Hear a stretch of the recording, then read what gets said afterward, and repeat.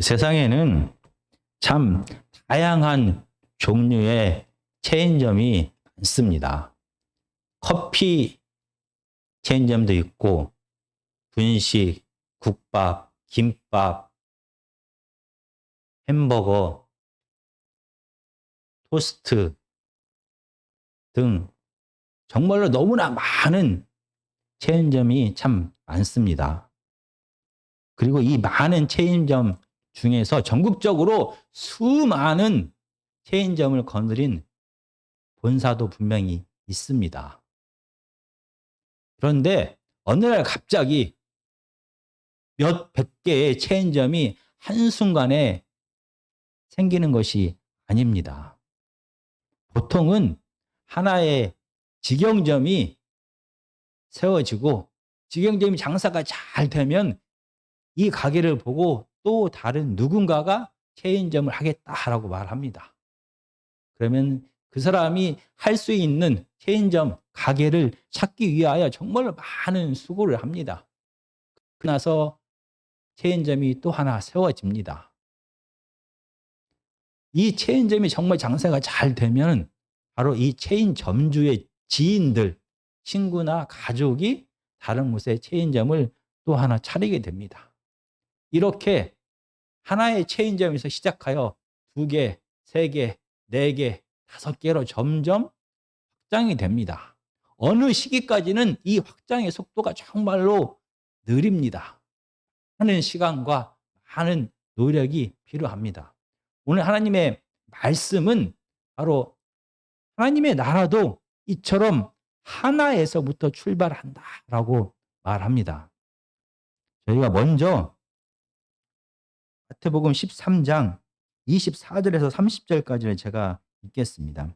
예수께서 그들 앞에 또 비유를 들어 이르시되 천국은 좋은 씨를 제 밭에 뿌린 사람과 같으니 사람들이 잘 때에 그 원수가 와서 곡식 가운데 가라지를 덧뿌리고 갔더니 싹이 나고 결실할 때에 가라지도 보이거늘 집주인의 종들이 와서 말하되 주여 밭에 좋은 씨를 뿌리지 아니하였나이까 그런데 가라지가 어디서 생겼나이까 주인이 이르되 원수가 이렇게 하였구나 종들이 말하되 그러면 우리가 가서 이것을 뽑기를 원하시나이까 주인이 이르되 가만두라 가라지를 뽑다가 곡식까지 뽑을까 염려하노라 둘 다 추수 때까지 함께 자라게 두라 추수 때에 내가 추수꾼들에게 말하기를 가라지는 먼저 거두어 불사르게 단으로 묶고 곡식은 모아 내 곡간에 넣으라 하리라.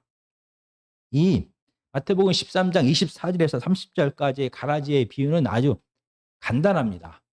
주인이 밀, 씨앗을 자기 밭에 심었습니다. 그런데 원수가 밤에 몰래 와가지고 가라지, 독보리를 뿌리게 되었습니다. 이 사실을 알게 된 주인은 말합니다. 가라지를 지금 당장 뽑지 말라. 함께 자라게 두라.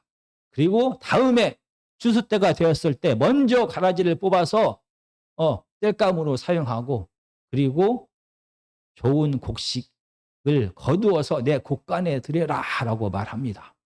이 가라지의 비유는 우리들로 하여금 3가지를 깨닫게 합니다. 첫째, 바로 하나님은 모든 악과 고통의 원인이 아니다라는 것을 분명히 말합니다. 이 세상을 하나님께서 선하게 창조하셨습니다. 하나님의 창조 이후에 어떤 일이 벌어졌고 이 세상에 악이 존재하게 하게 되었습니다. 이 가라지의 비유에서 나오는 것처럼 가라지는 하나님의 뜻과 계획이 아니었습니다. 그러나 악의에 의하여 이 세상에 악이 그리고 악을 통하여 고통과 죽음이 찾아오게 되었다라고 성경은 분명히 말합니다.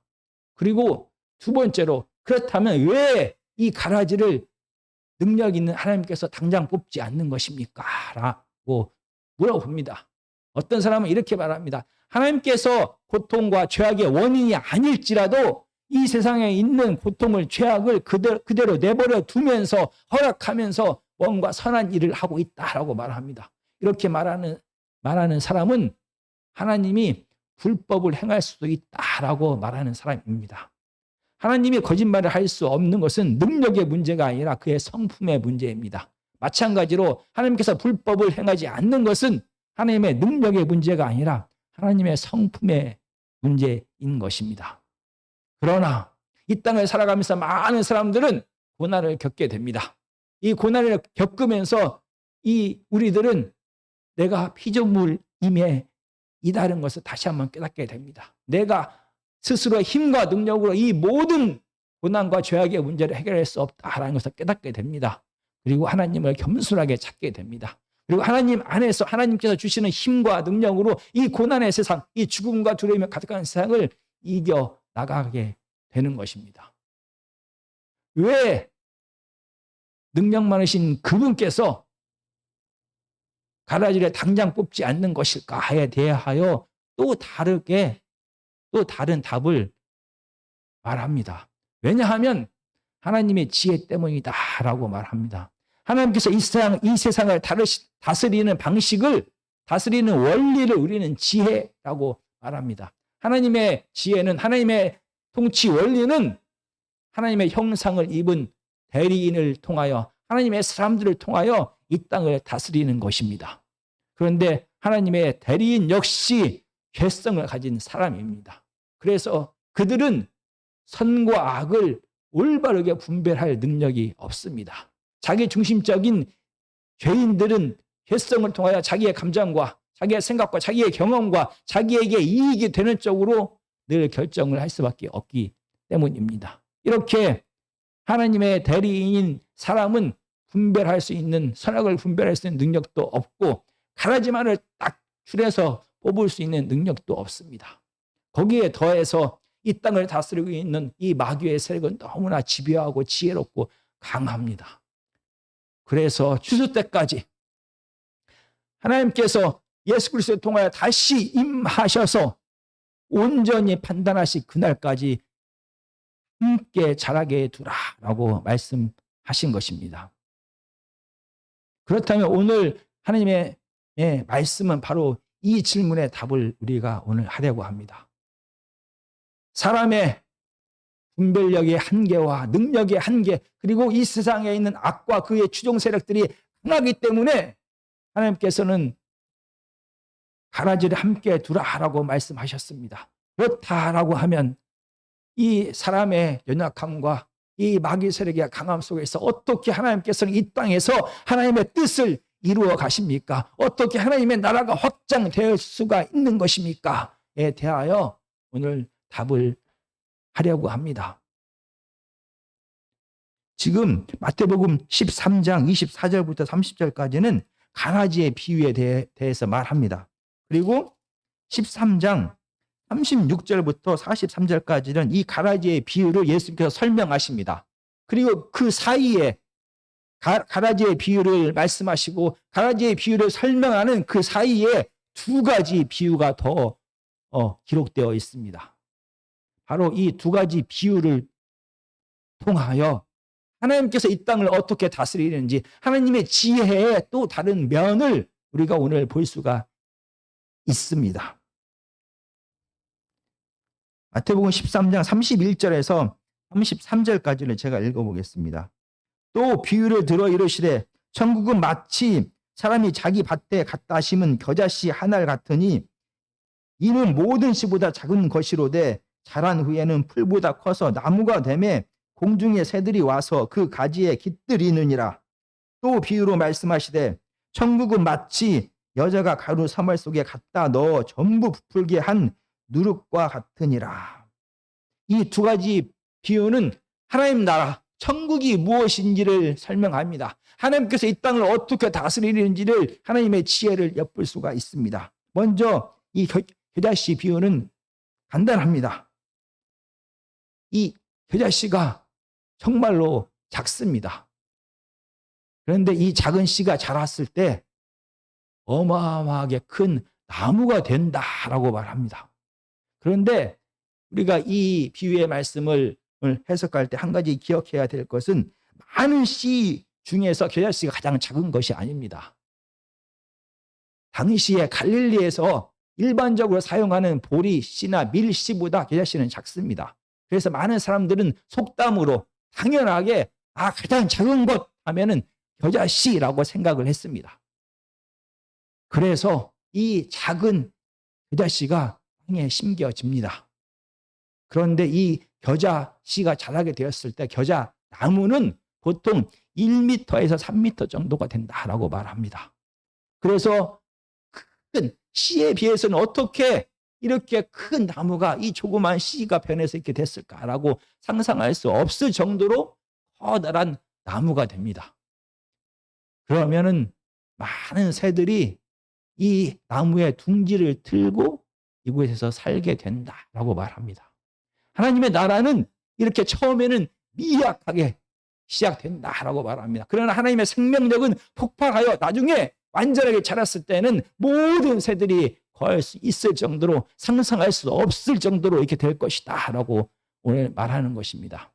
하나님 나라는 처음에는 미약합니다. 그러나 완전하게 자랐을 때는 상상할 수도 없는 생명력을 폭발적으로 보이게 된다라고 말합니다. 이 비유의 말씀을 들었을 때 당시 유대인들은 자연스럽게 에스겔 31장과 다니엘서 4장의 이 하나님의 말씀을 생각했을 것입니다. 당시에 유대인들은 우리들이 알고 있는 현재 우리들이 하나님 나라에 대하여 이스라엘에 대하여 알고 있는 지식보다 구약에 대한 지식보다 훨씬 더 많은 지식을 가지고 있었습니다. 당연하게 이 겨자씨의 비유를 통하여 에스겔 31장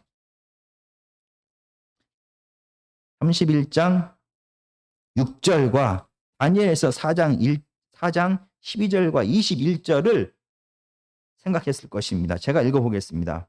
공중의 모든 새가 그 가지에 깃들이며 들의 모든 짐승이 그 가는 가지 밑에 새끼를 낳으며 모든 큰 나라가 그 그늘 아래에 거주하였느니라. 이 에스겔 31장은 이 애굽 제국의 강대함에 대하여 얘기를 하고 있습니다. 그다음에 다니엘서 4장 12절과 21절입니다. 그 잎사귀는 아름답고 그 열매는 많아 만민이 먹을 것이 될 만하고 들짐승이 그 그늘에 있으며 공중에 나는 새는 그 가지에 깃들이고 육체를 가진 모든 것이 거기에서 먹을 것을 얻더라. 21절입니다. 그 잎사귀는 아름답고 그 열매는 많아서 만민에 먹을 것이 될 만하고 들짐승은 그 아래에 살며 공중에 나는 새는 그 가지에 깃들었나이다. 지금 다니엘서 4장은 느부갓네살 바벨로니아의 느부갓네살의 왕이 꾼 꿈을 해석합니다. 이 지금 에스겔의 말씀과 다니엘서의 말씀은 애굽 제국과 바벨로니아가 온 세상에게 영향을 줄 수 있을 정도로 강대한 나라가 될 것이다. 그래서 이 거대한 나라의 영향 아래 모든 나라가 굴복하게 될 것이다 라는 그런 것을 보여줍니다. 오늘 마태복음 13장의 겨자씨의 비유의 말씀을 들은 유대인들은 어쩌면 그런 꿈을 꾸었을 것이다 라고 생각합니다. 다시 우리가 체인점 이야기를 하려고 합니다. 많은 체인점들은 일반적으로 하나의 직영점에서 출발하여 하나하나의 체인점들이 생기면서 점차 많아집니다. 그런데 모든 체인점이 이렇게 하나에서 출발하여 많은 시간과 노력의 결과로서 한 체인점 한 가게가 확장되면서 많은 체인점이 되는 게 아닙니다. 어떤 특별한 체인점은 다릅니다. 바로 스타벅스 같은 경우입니다. 스타벅스는 처음부터 신세계라는 대기업에서 시작했습니다. 그래서 처음에 시작할 때 우리나라의 곳곳에 한꺼번에 동시에 어마어마한 직영점을 세우면서 시작했습니다. 오늘 에스겔과 다니엘서에 나오는 것처럼 이 강대한 애굽 나라가 이 힘과 군사력과 경제력을 가진 바벨로니아가 온 세상을 제압하는 그런 놀라운 모습으로 이 세상을 다스리는 것을 유대인들은 생각했을 것입니다. 이탈리아 반도의 한 조그마한 도시에 불과했던 로마 결국은 온 세상을 지배하고 지금 예수님 당시에도 이스라엘까지 다스리고 있었습니다. 그런 식민지 시대에 살고 있는 유대인들은 예수님의 이 겨자씨 비유를 통해서 아마 우리나라도 하나님의 나라가 이 땅에서 시작되었기 때문에 이제 이스라엘도 로마 제국처럼 애굽처럼 바벨로니아처럼 온 세상을 그 힘과 경제력과 군사력으로 제압하게 될 것이다. 이런 나라를 꿈꿨을지 모릅니다. 하나님의 나라는 이렇게 경제력으로, 군사력으로, 힘으로 제압하고 다스리고 정복하는 나라가 아니다라는 것을 오늘 비유가 끝난 두 번째 비유를 통하여 말씀하십니다. 이 두 번째 비유를 다시 한번 읽어보겠습니다. 두 번째 비유는 누룩의 비유입니다. 33절입니다. 13장 33절. 또 비유로 말씀하시되 천국은 마치 여자가 가루 서말에 갖다 넣어 전부 부풀게 한 누룩과 같으니라. 이 비유를 조금 더 살펴보겠습니다. 여기서 보통 한 말은 13리터 정도 된다라고 합니다. 그러면 서말은 40리터 정도 됩니다. 그래서 한 가정주부가 하루 동안에 빵을 구울 수 있는 최대의 양이 보통 한 40리터 정도 된다라고 합니다. 이렇게 많은 양의 밀가루를 반죽해서 준비합니다. 그렇지만 이 가루가 발효되어서 전부 부풀어 올라 빵이 될 수 있는 상태가 되기 위해서는 반드시 누룩이 필요합니다. 이 보이지도 않습니다. 넣었는지 안 넣었는지도 우리 눈으로 볼 수도 없는 이 보이지 않는 감추어진 누룩이 이 밀가루 속에, 반죽 속에 들어갔을 때 비로소 이 밀가루는 부풀어 오르게 됩니다. 발효가 됩니다. 그러면은 원래도 40리터 엄청나게 많은 이 양이 남자 어른 150명이 먹을 수 있는 빵의 재료가 된다라고 말합니다. 이 누룩의 비유에서 우리가 주의 깊게 봐야 할 단어가 두 단어가 이 비유에 존재합니다. 첫 번째는 33절에 보면은 서말 속에 갖다 넣어라고 하는 이 두 동사 중에서 두 번째 넣었다라는 이 동사입니다. 이 넣었다라는 동사는 안에라는 접두사와 숨기다라는 동사가 합쳐진 단어입니다. 안에 숨겼다라는 그런 뜻입니다. 누룩을 밀가루 안에 넣어서 숨겼다라는 그런 뜻입니다. 이 숨기다, 감추다라는 단어는 하나님 나라, 특히 하나님의 지혜에 대하여 많은 힌트를 저희에게 주고 있습니다. 하나님 나라가 어떠한지, 하나님께서 이 세상을 어떻게 다스리는지를 보여주는 정말로 중요한 단어가 감추다, 숨기다라는 단어입니다. 마태복음 11장 25절입니다. 그때 예수께서 대답하여 이르시되 천지의 주제이신 아버지여 이것을 지혜롭고 슬기 있는 자들에게는 숨기시고 어린 아이들에게는 나타내심을 감사하나이다. 마태복음 13장 35절입니다. 이는 선지자를 통하여 말씀하신 바 내가 입을 열어 비유로 말하고 창세부터 감추인 것들을 드러내리라 함을 이루려 하심이라. 마태복음 13장 11절입니다. 대답하여 이르시되 천국의 비밀을 아는 것이 너희에게는 허락되었으나 그들에게는 아니 되었나니. 창세로부터 하나님 나라의 비밀, 하나님의 통치 원리, 하나님 나라가 어떻게 작용하는지에 대하여 하나님의 지혜에 대해 하나님께서 감추셨다라고 말합니다. 그리고 스스로 지혜 있다라고 말하는 자들에게는 하나님께서 숨기셨습니다. 그리고 어린 아이와 같은 자들에게는 하나님의 통치 원리, 하나님의 지혜를 밝히 드러내셨다라고 말합니다. 마태복음에서 어린 아이는 누구를 말합니까? 우리가 계속해서 반복해서 보았던 것처럼 제자들, 예수 그리스도에게 온전히 순종하는 이 제자들을 향하여 어린 아이와 같은 자, 작은 자라고 말합니다. 바로 이 천국의 비밀이 스스로 지혜 있다라고 말하는 자들에게는 감추어지고 어린 아이와 같은 제자들에게 드러나게 되었다라고 말합니다. 이 누룩의 비밀에서 비유에서 중요한 두 번째 단어 역시 이 감추어졌다라는 단어와 연결이 됩니다. 바로 13장 33절에서 중요한 단어는 여자입니다. 당시 고대 이스라엘에서 여자와 어린아이는 힘이 없습니다. 그들은 힘을 가진 자, 힘을 발휘하는 자, 다스리는 자들에 의하여 다스림을 받을 수밖에 없는, 순종할 수밖에 없는 연약한 존재입니다.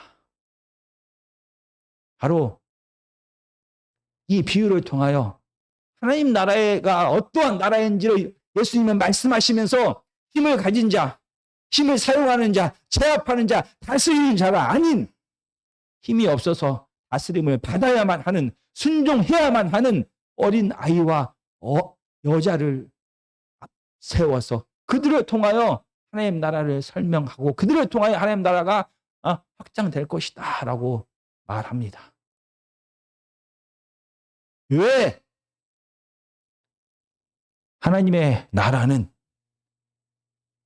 힘과 능력을 가졌다라고 말하는 자, 스스로 자기가 주인 되어서 힘을 발휘하고 지혜를 발휘하고 능력을 행하는 자가 아니라 힘이 없어서 순종할 수밖에 없는 이런 어린아이와 여자와 같은 자들을 통하여 하나님의 나라는 시작되고 하나님 나라는 그런 역사를 하나님께서는 하시는 것입니까? 왜 스스로 지혜 있다라고 말하는 자, 스스로 힘을 사용하는 자가 아닌 순종할 수밖에 없는 자들을 통하여 하나님 나라는 시작되는 것입니까? 그 이유는 바로 사람이 가진 한계 때문입니다. 사람은 아무리 자기가 스스로가 지혜롭다 말하고 아무리 자기가 스스로 능력이 있다라고 말하더라도 그는 죄성을 가진 사람입니다. 자기 중심성을 가진 사람이 자기의 힘과 능력과 지혜대로 이 땅을 다스리게 되면 아무리 하나님의 나라에 참여해도 결국은 자기의 생각을, 자기의 감정을, 자기의 이익에 따라서 살 수밖에 없습니다. 그가 세우는 나라는 하나님의 나라가 아니라 자기의 나라, 세상의 나라를 세울 수밖에 없는 것입니다. 그래서 스스로가 힘이 없다, 스스로가 지혜가 없다, 스스로가 능력이 없다, 내 스스로 아무것도 할 수 없다라고 고백하면서 하나님을 찾고 하나님을 의지하고 하나님의 뜻을 구하는 자들을 통하여 하나님의 나라는 시작되는 것입니다. 이렇게 순종할 수밖에 없는 자, 순종하는 자를 통하여 하나님 나라가 시작되는 이유는 그들이 싸워야 될 대상이 너무나 강하기 때문입니다. 세상의 마귀를 쫓고 있는 세력들은 너무나 강합니다. 그들은 힘을 가지고 있습니다. 그런 쾌락을 이용합니다. 그들은 안에 죄성을 가지고 있습니다. 자기 중심적으로 내 경험과 내 지혜와 내 이익과 내 판단 아래서 그들은 모든 것을 결정하면서 힘을 가지고 힘을 발휘하면서 살아갑니다. 이런 마귀 세력을 추종하는 자들과 싸우기 위해서는 사람의 힘과 능력과 지혜로는 싸워서 이길 수가 없습니다. 하나님께서는 마귀가 점령하고 있는 이 세상에 하나님의 나라를 세우기 시작했습니다. 확장하기 시작했습니다. 마귀가 사용하는 방법, 힘을 사용하는 방법, 제압하는 방법, 승리하는 방법, 쾌락을 쫓아가는 방법을 통하여는 결탄코 마귀의 세력을 물리칠 수가 없습니다. 하나님의 방법을 사용하는 자들을 통하여 하나님 나라가 확장됩니다. 그러기 위해서는 스스로가 지혜 있다라고 말하는 자, 스스로가 능력이 있다라고 말하는 자, 스스로가 힘을 사용하는 자, 스스로가 힘을 모으는 자가 아닌 자기 자신을 부인하고 자기 자신이 내 약함을 인정하는 자, 그래서 하나님 앞에 무릎 꿇고 하나님의 뜻을 구하고 하나님께서 원하시는 대로 온전히 순종하는 자들이 필요했던 것입니다. 그런 자들을 통하여 하나님께서는 하나님의 나라를 이루어 가십니다. 힘을 사용하는 방법, 승리하는 방법, 제압하는 방법이 아닌 하나님께서 사용하시는 방법은 누룩이 확장되는 방법입니다. 겨자씨는 스스로가 자랍니다. 그런데 누룩은 스스로가 누룩만 있으면 아무것도 할 수가 없습니다. 누룩은 밀가루 속에 심겨집니다. 들어갑니다. 그때서야 그는 힘을 발휘합니다. 그런데 아무리 많은 밀가루를 가지고 있다라고 하더라도 누룩이 없으면 그 밀가루는 스스로 발휘할 수가 없습니다. 스스로 부풀어 오를 수가 없습니다. 아무것도 아닌 것 같아 보이는 이 누룩이 밀가루의 반죽 속에 들어갔을 때 그 누룩은 자기 자신이 점점 사라져 버립니다. 아무것도 남지 않고 그가 하는 일은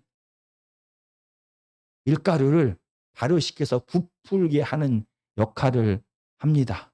그리고 이 누룩의 존재는 없어져 버리고 사라져 버리는 것입니다.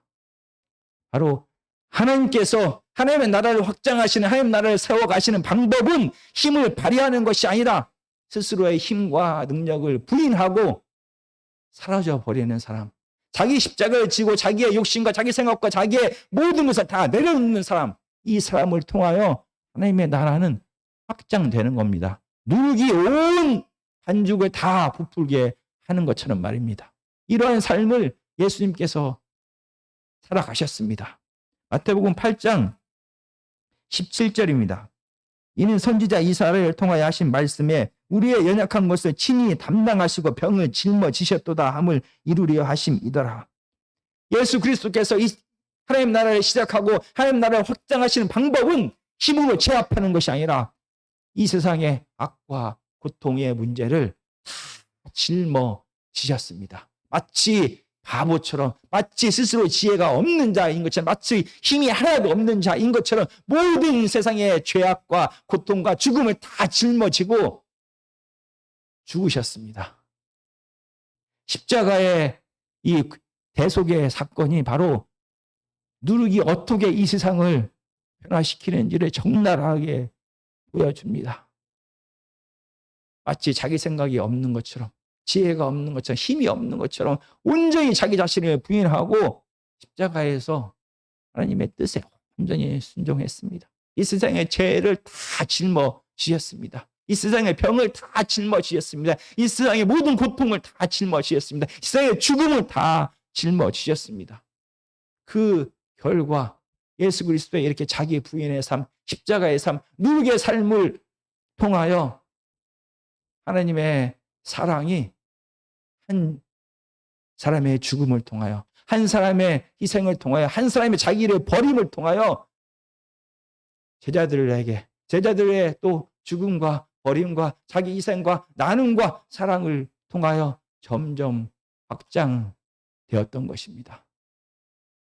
하나님의 나라는 스스로가 지혜 있다 말하는 자들의 힘을 사용하여, 능력을 사용하여, 물질을 사용하여 확장된 것이 아니라 스스로가 지혜 없다, 능력 없다, 자기의 욕심과 감정과 생각을 다 내려놓고 하나님 앞에 온전히 엎드리는 자, 하나님을 온전히 의지하는 자, 그래서 하나님의 뜻에 온전히 순종하는 자들을 통하여 이렇게 확장되었던 것입니다.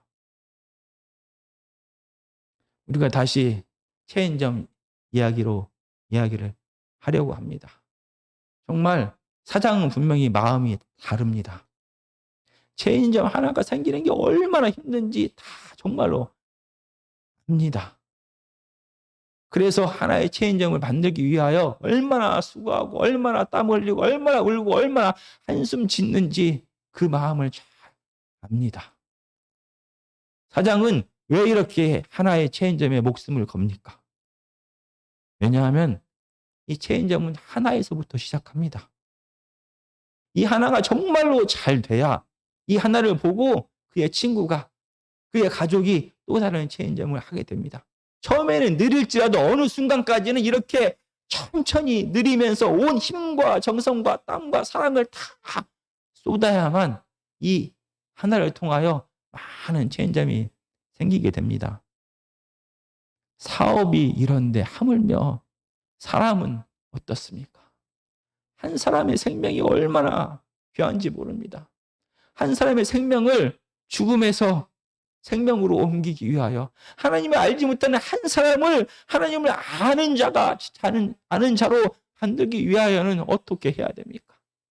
정말 애타는 마음으로, 사랑하는 마음으로 우리의 모든 것을 나누어야만 되는 것입니다. 한 영혼이 태어나서 자라는 과정을 생각해 보십시오.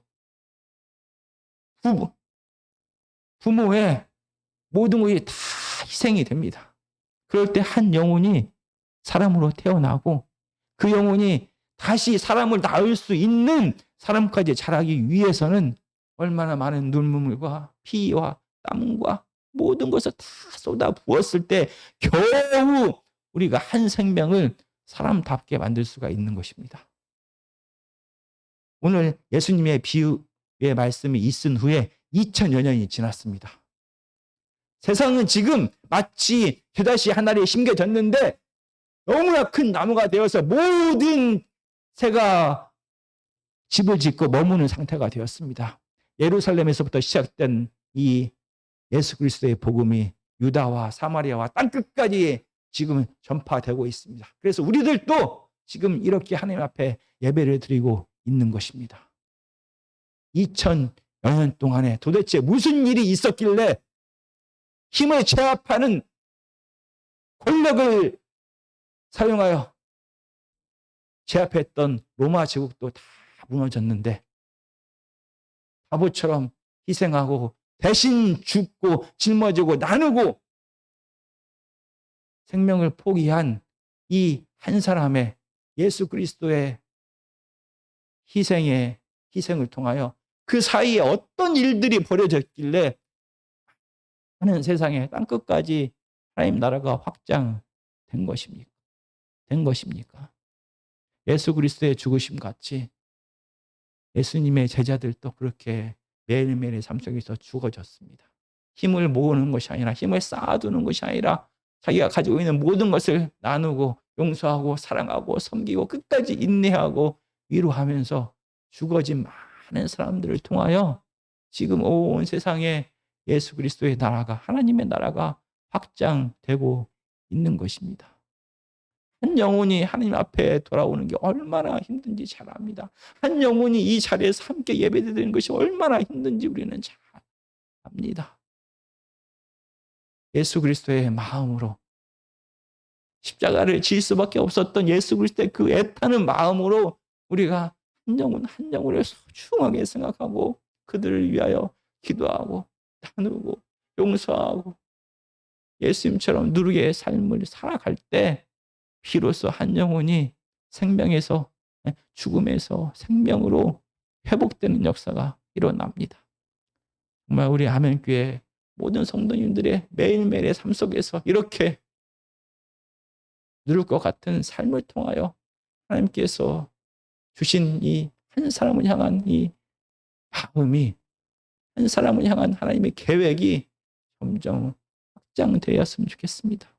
우리들의 누르게의 삶을 통하여 정말 죽음에서 생명으로 회복되는 많은 영혼들이 이 땅에서 계속 되기를 우리가 간절히 기도하면서 사랑을 나누는 그러한 삶을 살아가는 저와 여러분들이 되기를 간절히 기도합니다.